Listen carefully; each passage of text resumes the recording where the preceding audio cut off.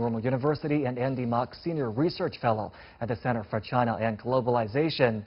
After the break, in 2015, after being struck by a devastating cyclone, Vanuatu introduced its economic citizenship program to generate much-needed revenue. But has this policy been exploited as a way for fugitives to escape justice? We'll be right back. Welcome back to The Point. Extradition cases are often controversial. And so it is in a fresh case between China and the tiny Pacific island nation of Vanuatu. 6 Chinese nationals who'd been accused of running an internet-based scam in China then turned up in Vanuatu, where 4 of them had obtained citizenship through Vanuatu's Special Economic Citizenship Program. In June, the Vanuatu authorities arrested the 6 and last week flew them back to China, where they were handed over to the Chinese law enforcement. Local Vanuatu media argued that Beijing has placed Chinese law above Vanuatu's, and others accused their government of bypassing due process to please China, a charge the Vanuatu authorities reject. So was it reasonable for Vanuatu to extradite the 6 back to China, and could similar economic citizenship policies be used as a safe haven by fugitives? And joining me in our Beijing studio are Gong, an economics professor at the University of International Business and Economics, and Edward Lehman, managing director at Lehman, Lee & Xu, a Beijing-based law firm. Gentlemen, great to have you on the program. The Chinese authorities haven't exactly publicly responded to the case, but we did hear from Vanuatu authorities who said there was nothing unusual about the case and that foreign criminals should not obtain citizenship just to escape, to hide from the law. Was there nothing unusual? Well, I mean, I think that the truth about this matter is going to come out in the future. The name of the company that these folks had belonged to and were orchestrating was called Plus Token, and it's been alleged through different publications that there's about $3 billion missing of investors' funds. It's a crypto arbitrage platform and a wallet. And part of the issue here, I think, which hasn't been told by the media yet, is that this might involve essentially economic or capital flight that's coming out of China, and it may have been something that is not yet or would not want to be announced by the Chinese ministry at this point in time.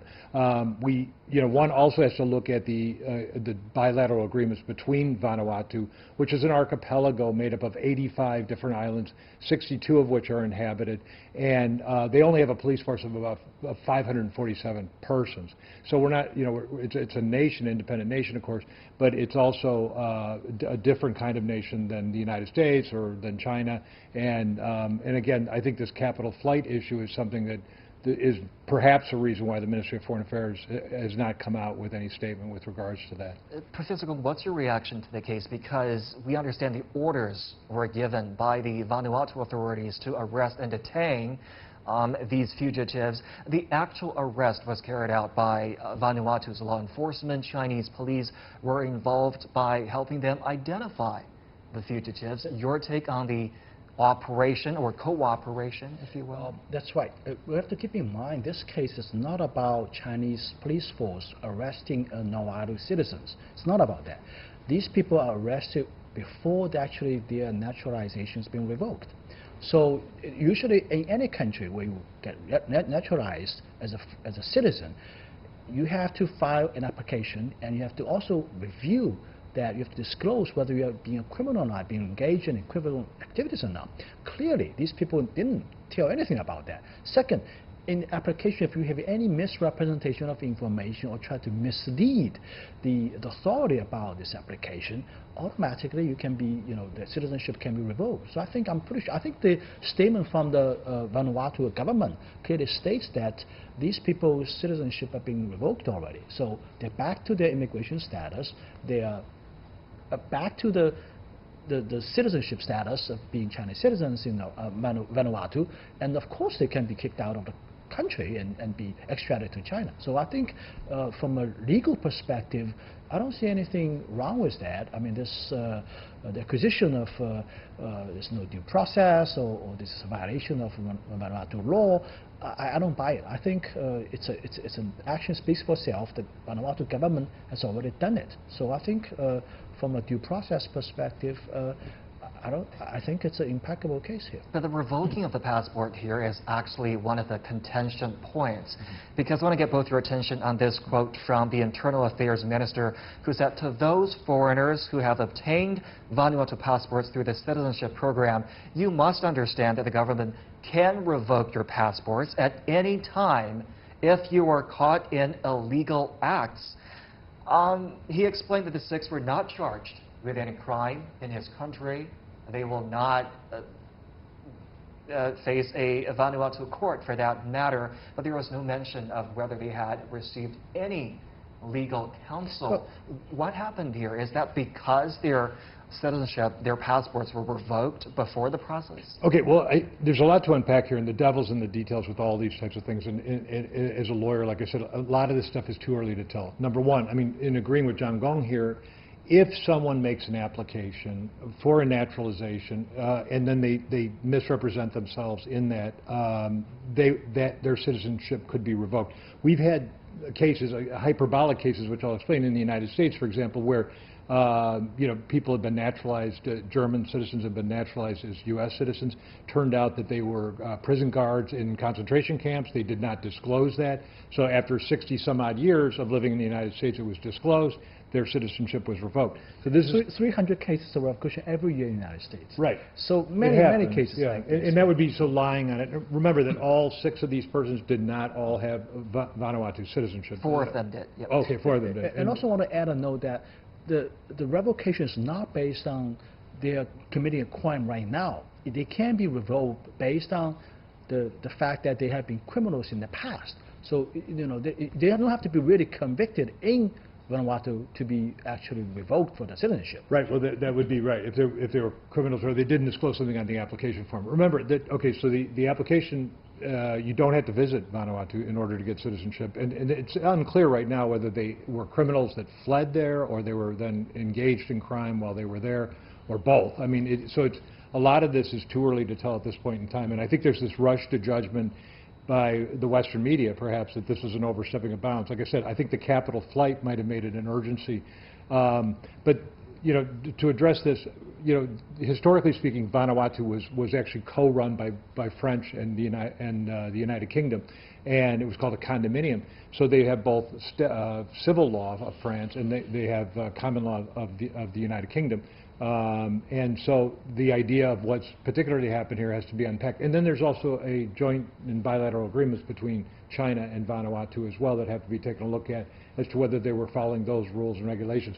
There is disagreement among the Vanuatu government officials, namely the Prime Minister and the head of the Department of Interior, that are disagreeing with whether due process was found. But that happens in any democracy. Professor Gong, you said this is not a case about Chinese police escorting those fugitives back to China. But what would you say to, for example, Vanuatu's local media who wrote that China has convinced Vanuatu to enforce Chinese law within its own borders? No, that's not enforcing Chinese law. China's law cannot be enforced in a foreign country. I think this is clearly a case that this law that was invoked is indeed in Vanuatu, because it's about revocation of the citizenship that is acquired illegally, in my opinion, that is acquired via concealment, via misleading information. So clearly, this case is all about revocation. So Vanuatu is not actually convicting these people. They're just revoking their citizenship, and based on the extradition agreement between China and Vanuatu, they return them to China. So these are, once their citizenship is revoked, they go back to Chinese citizenship, right?